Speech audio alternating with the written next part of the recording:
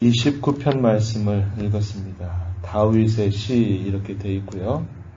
다윗은 하나님의 백성들 또 천상에 있는 존재들을 불러들여서 여호와 하나님 앞에 찬양하자, 경배하자 할 것을 촉구하고 있습니다. 하나님께서 베풀어 주신 그분의 은혜와 그분이 나타내신 위엄과 그분의 영광에 대하여 합당한 마음을 가지고 하나님을 경배하자라고 이렇게 촉구합니다. 1절과 2절 말씀에 그 내용들이 소개가 되고 있는데요. 너희 권능 있는 자들아 영광과 능력을 여호와께 돌리고 돌릴지어다. 여호와께 그의 이름에 합당한 영광을 돌리며 거룩한 옷을 입고 여호와께 예배할지어다. 여기 권능 있는 자들이다 이 말은 신들의 아들들 이것을 뜻하는 말입니다.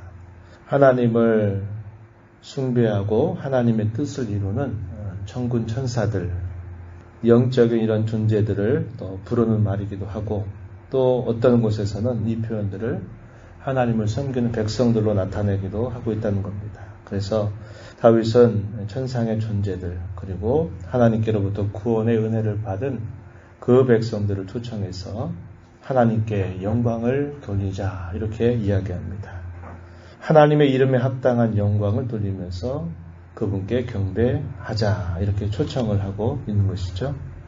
여기 거룩한 옷이라고 하는 이 표현은 구약시대 같은 경우에는 예를 들어 제사장이 제사를 집례할 때에는 자신들이 일상으로 입는 옷을 입고 나아가지 않고 하나님께서 마련해 주신 제사장의 복장을 착용을 하고 그들이 하나님 앞에 나아갔습니다. 뿐만 아니라 하나님을 경배하는 그 백성들 또한 하나님 앞에 잘 준비된 옷을 입고서 그 하나님 앞에 나아가는 것을 말합니다.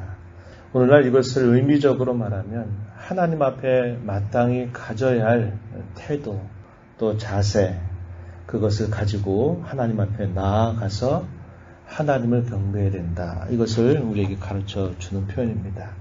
우리의 보이는 모습뿐만 아니라 우리의 내면적인 준비들이 하나님 앞에 잘 준비된 자세를 가지고 하나님 앞에 경배해야 된다. 이렇게 이해할 수 있는 말입니다. 베드로 사도는 그의 서신에서 이렇게 말했습니다. 온유하고 안정한 심령이라는 표현을 사용했어요. 하나님 앞에 나아갈 때는 우리의 마음의 정결함과 또 우리가 하나님 앞에 성별된, 성결한 그런 마음을 가지고 하나님 앞에 나아가야 된다. 이렇게 이해할 수 있는 표현이 되는 것입니다. 그 하나님께 예배할지어다. 이렇게 말하죠. 이 예배라고 하는 말을 우리말로 말하면 예를 갖추어서 절한다, 경배한다. 그런 뜻을 가지고 있습니다. 예배한다, 여호와 하나님을 예배한다. 그 말 속에는 하나님의 품격 혹은 하나님의 위엄 하나님의 모습에 걸맞는 이해를 갖추어서 하나님 앞에 절한다, 엎드린다 그런 의미를 담고 있다는 것입니다. 그래서 다윗은 여호와 이름에 합당한 영광을 돌리면서 거룩한 옷을 입고 여호와께 경배해야 된다, 예배해야 된다 이렇게 가르쳐 주고 있습니다. 왜 하나님께 우리가 그렇게 경배를 드려야 될까? 그것을 그 이하에 주어지는 여러 구절들을 통해서 시적으로 표현을 했습니다. 3절에서부터요 9절까지 이 내용을 쭉 보면 거기에는 여호와의 소리, 여호와의 소리라고 하는 이 표현이 무려 7번이나 표현이 되고 있습니다. 3절 말씀 한번 보시죠. 여호와의 소리. 4절에서도 여호와의 소리, 여호와의 소리. 5절, 7절, 8절, 9절 쭉 보면 여호와의 소리 이렇게 표현했습니다. 여호와의 소리가 뭐냐면 하나님께서 내시는 우레소리 이렇게 표현했어요. 3절 말씀에 보면은 영광의 하나님이 우레소리를 내시니 이렇게 표현했습니다. 하나님께서 뇌성을 바라는 거죠. 우레 소리를 내시는 것을 여호와의 소리로 이렇게 형상화해서 그것을 표현하고 있습니다. 이 여호와의 소리는 하나님께서 얼마나 위엄과 권능을 베풀고 계신 것인가 하는 것을 생각나게 해 준다고 하는 겁니다. 3절 말씀에 보면요. 여호와의 소리가 물 위에 있다. 이렇게 표현했죠. 여호와는 많은 물 위에 계시다. 많은 물 위에 계시다. 이 말은 많은 물들을 다스린다. 이런 의미를 나타내고 있습니다.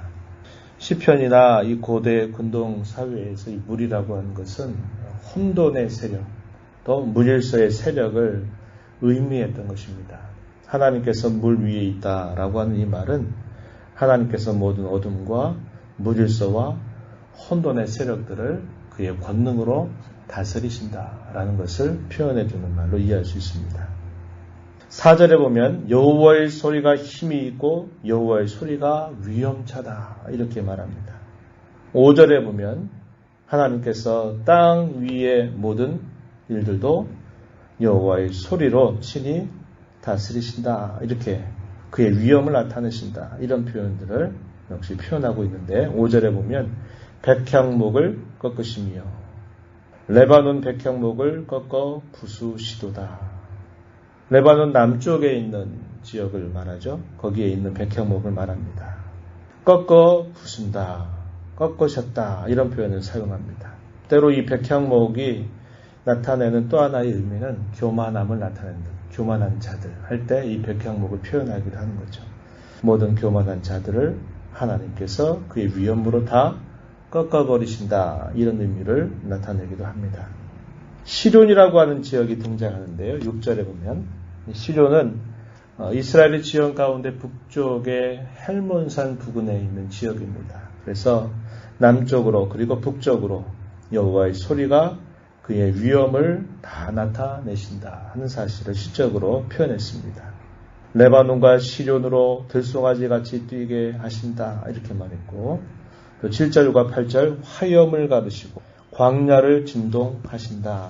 가데스 광야를 진동시키신다. 이렇게 표현해서 하나님은 물, 어둠과 혼돈과 무질서의 세력을 다스리시는 일뿐만 아니라 산들과 모든 광야, 모든 땅을 그의 위엄으로 다스리신다 하는 사실을 이렇게 표현했습니다.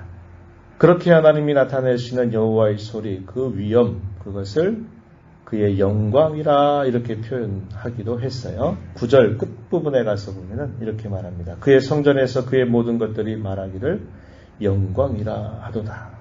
하나님께서 위엄을 나타내시는 것, 또 그분의 능력을 나타내시는 것, 그것이 바로 그분의 하나님 되심을 나타낸다. 하나님의 영광을 나타내는 것이라고 묘사해주고 있습니다. 이렇게 하나님은 다스리시는 위엄을 행사하시는 분이시다. 이렇게 표현하고서는 10절 가서 보면요. 하나님은 홍수 때에 좌정하셨다. 이렇게 말합니다. 영원하도록 왕으로 좌정하시도다. 이렇게 표현했습니다. 하나님은 온 땅과 온 만물들을 친히 다스리시는 그런 왕이시고 하나님께서 홍수 때에 좌정하셨다. 이 말은 모든 죄의 악들을 하나님께서 심판하시는 그런 심판의 왕이 되신다. 이것을 나타내는 표현인 것입니다. 이것은 하나님께서 자기 백성들을 보존하고 자기 백성들을 지키시기 위해서 하나님께서 친히 다스리신다는 것을 우리에게 가르쳐 주고 있어요.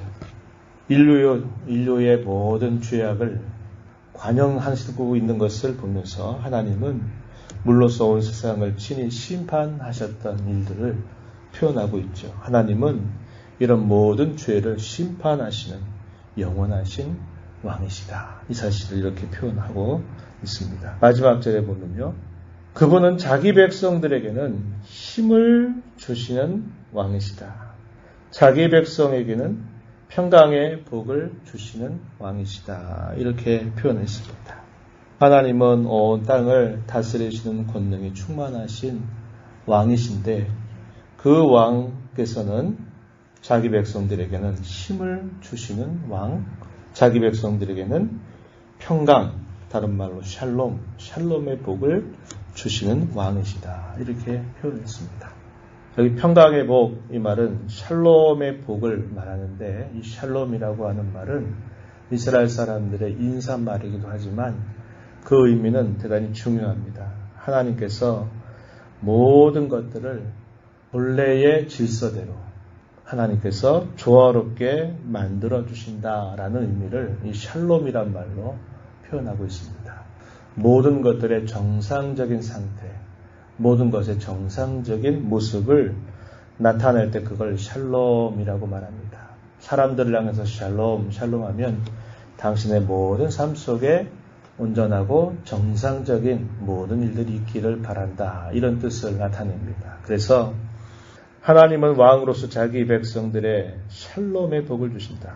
자기 백성들의 모든 삶을 하나님께서 온전하게 하시고 그들을 정상적인 모습으로 그들을 세워주신다라는 것을 이것으로 말해주고 있다는 겁니다.